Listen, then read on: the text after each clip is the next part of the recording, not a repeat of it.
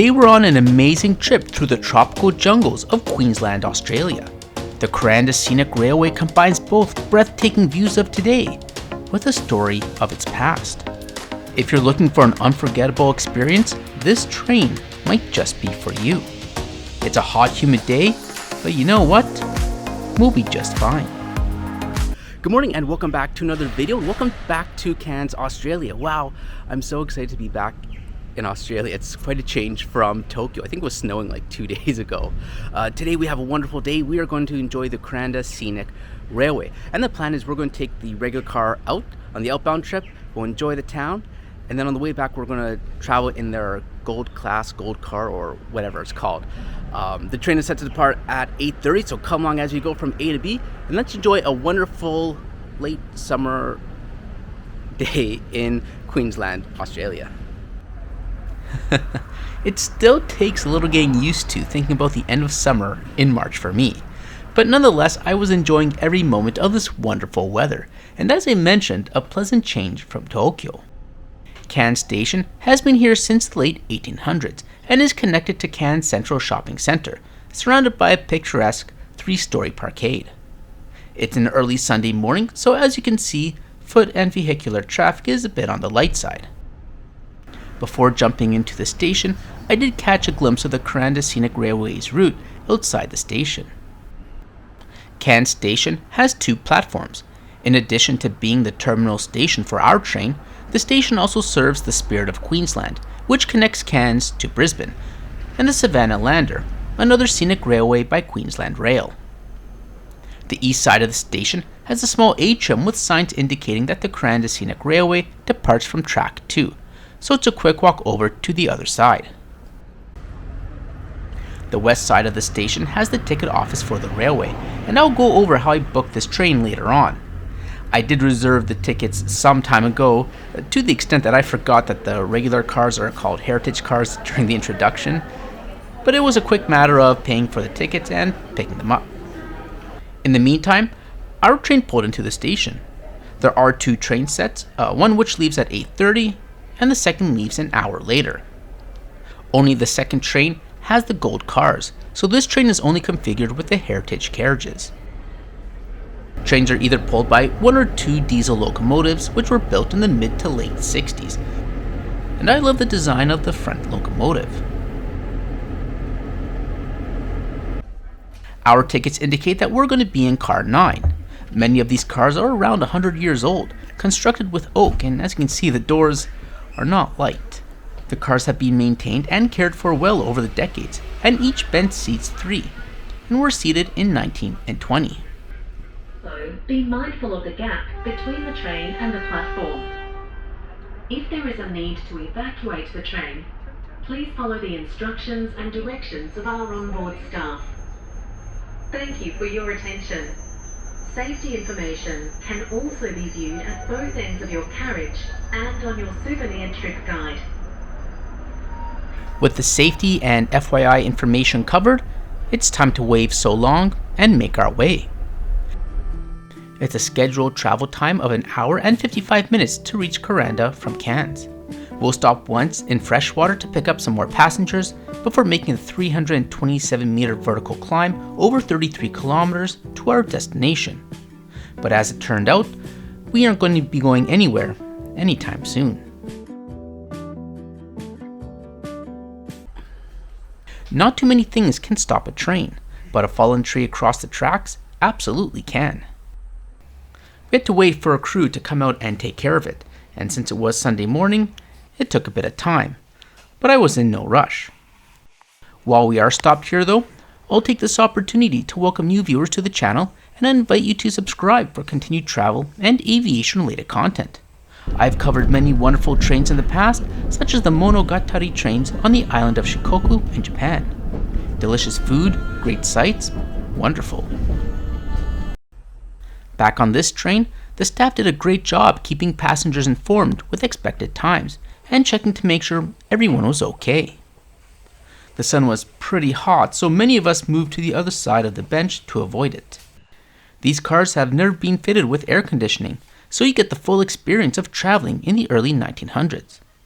but the staff did come around with these ice-cold oshiboris, which did provide some reprieve from the heat. And each car had plenty of water, so staying hydrated was no issue. Luckily, we stopped near the airport, so I had my own way to pass the time. The pause was just over an hour, and at about 9:45, we were able to continue on to Freshwater.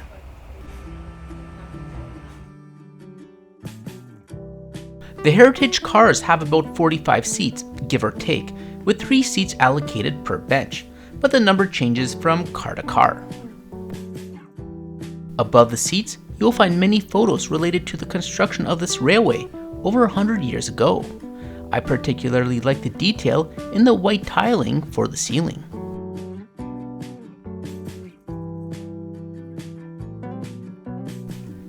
The car also has one washroom at the end.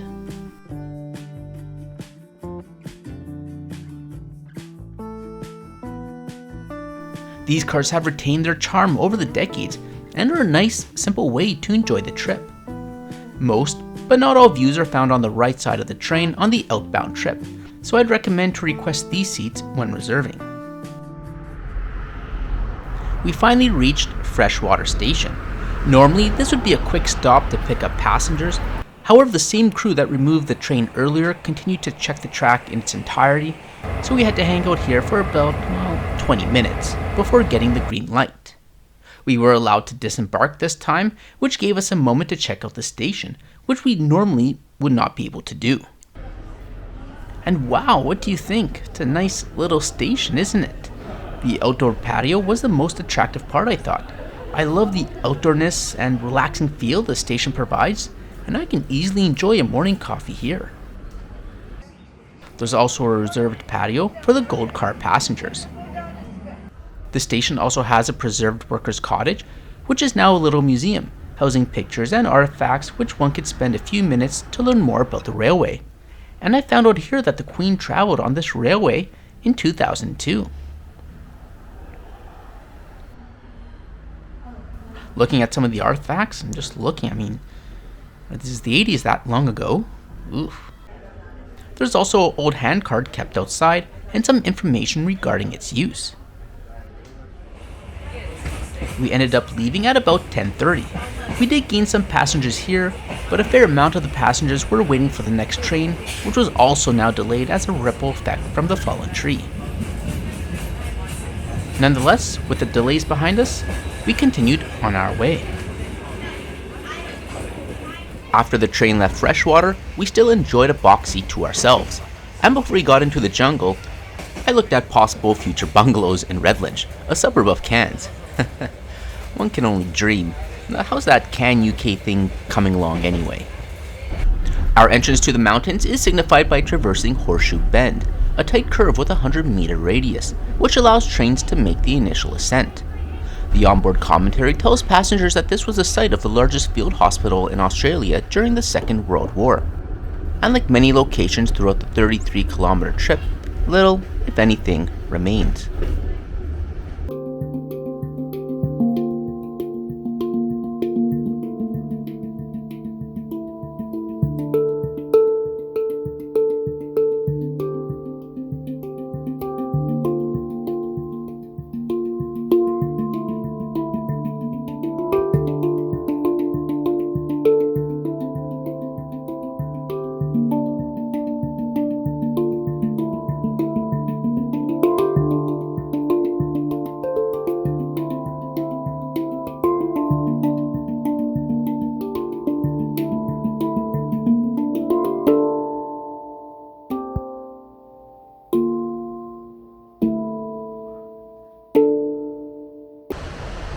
About 90 minutes pass and it's time for a quick break.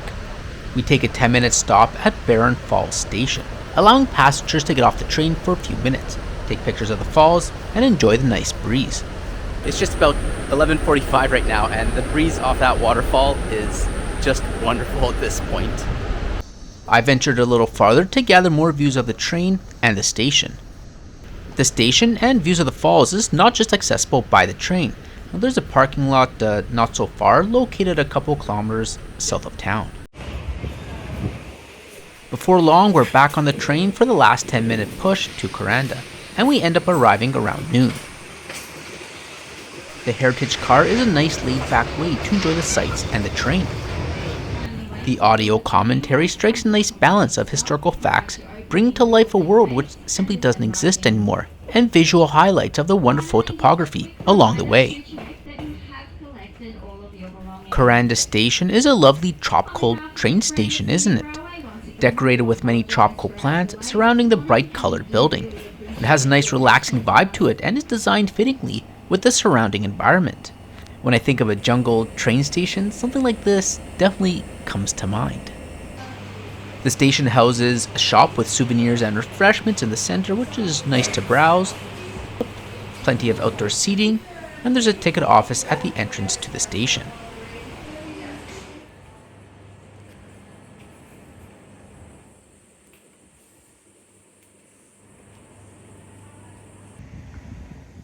Our initial plan was to visit the Kuranda Koala Gardens after the train, but by the time we disembarked from the train, we had about 3 hours to spend in town. Not wanting to feel rushed, we took it easy and walked around and checked out some of the shops. Kuranda has been around since the late 1800s, but of course this area was first inhabited by the Jabugai people, I hope I said that right, and it's their art which decorates the locomotive we saw at the start of the video. The town is not terribly large and all points of interest are a quick walk away. One of the more interesting spots we ran to was the Kuranda Original Rainforest Market, which is composed of dozens of these small vendors under the rainforest canopy. Before heading back to the station, a coffee break was in order, and I love how there's no shortage of coffee shops in Australia. A cappuccino and a brownie to reset is perfect on a day like this. I also took a moment to try and charge the DJI. Note to self, charge the charger first. In addition to the railway, Kuranda can be accessed by the Skyway Rainforest Cableway. While researching this trip, it appears that many take the train and gondola to complete a round trip, but for us, we're going for gold. We made our way back to the station. As you can see, our train, which arrived at platform number 2, has already started its trek back down to Cairns, leaving our train sitting idly at the station at track number 1 until its 3:30 departure. We boarded the gold cart a little early so I can take some footage before all the passengers boarded. Unlike this morning's car, the gold car would be almost full for the inbound trip. The gold car has 28 seats in a spacious 2-1 seating configuration with these relaxing lounge seats. The window has a nice small ledge which is beneficial for the drinks and snacks. One end of the car has the washroom, which is similar to what we saw earlier, but it looks like the toilet is a bit of an upgrade. The other end of the car has a galley, which is used by the staff. Each gold car is staffed by its own attendant. We are seated in seat 27 and 28 near the end. Upon boarding, we are greeted by the lovely attendant who took care of everyone in the car and offered a drink and some pre-departure roasted macadamia nuts. A menu was also provided for this trip. You know, in the rainforest, in the mid-afternoon, on a hot day, a nice cold crisp beer is absolute heaven. It doesn't get much better than this. At 3:30 we wave goodbye and make our way back down to Cairns. One thing that stood out is that even though the trip is identical in terms of the sights, the audio commentary is not, providing a slightly different experience on the inbound or outbound route.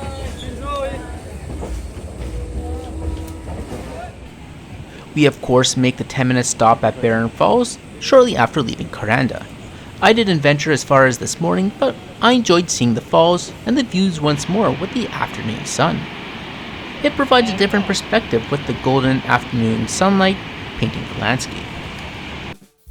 Back on the train, it's time to continue and have a little snack. All drinks and snacks are inclusive of the ticket for the gold car, and they offer everything from beer to Australian wine, coffee, teas, juice, and pop. To complement the beverage, the menu indicates that a cheese platter and mango sorbet are in our future. The cheese platter comes with 3 types of cheese, crackers, a feta basil sun-dried tomato spread, and a selection of dried fruits. A nice light composition for the afternoon. All the cheeses were fantastic. I mean, how can it not? It's cheese. I really enjoyed the heritage cheese, which is an 18-month aged cheddar, which has a nice sharp bite and a firm texture. The softer rainforest cheese, the one in the center with the green onions and chives, provides a nice freshness to the plate. The feta spread, as you imagine, is a nice salt component to the platter with the basil and sun-dried tomatoes. Fully content, it's time to reflect on this trip. I really enjoyed this day learning about a bygone time. Much has changed over a century. Some railway towns, such as Stony Creek, simply don't exist anymore, beyond dilapidated stations left to the elements. But the memories of these places and the people who called it home lives on, thanks to the railway and the people who keep this little corner of history alive. Their dedication and hard work allows train enthusiasts and guests to enjoy the railway 135 years later. Of course, the sights from the train are incredible as well. As someone who doesn't live near the tropics, it's always enjoyable to see the different flora and fauna, hear the birds from the canopy, and enjoy the smells of the jungle. It's a wonderful little place on Earth, and I'm very grateful to have the opportunity to visit it this day. Even with the delay in the morning, this allowed us to check out Freshwater Station, which we otherwise would not be able to do. Sometimes delays alter plans unexpectedly, but then you get to do things you otherwise wouldn't, which is a nice surprise in my books. As we neared our destination, mango sorbet was handed out, which was also very good. Another solid choice for a hot day. To conclude the service, a pen and postcard were offered to Gold Car guests. Once again, we stop at Freshwater Station, and this effectively is where the service ends. Many passengers and the car staff disembarked, and supplies were offloaded. Unlike in the morning, the stop was only for a few moments.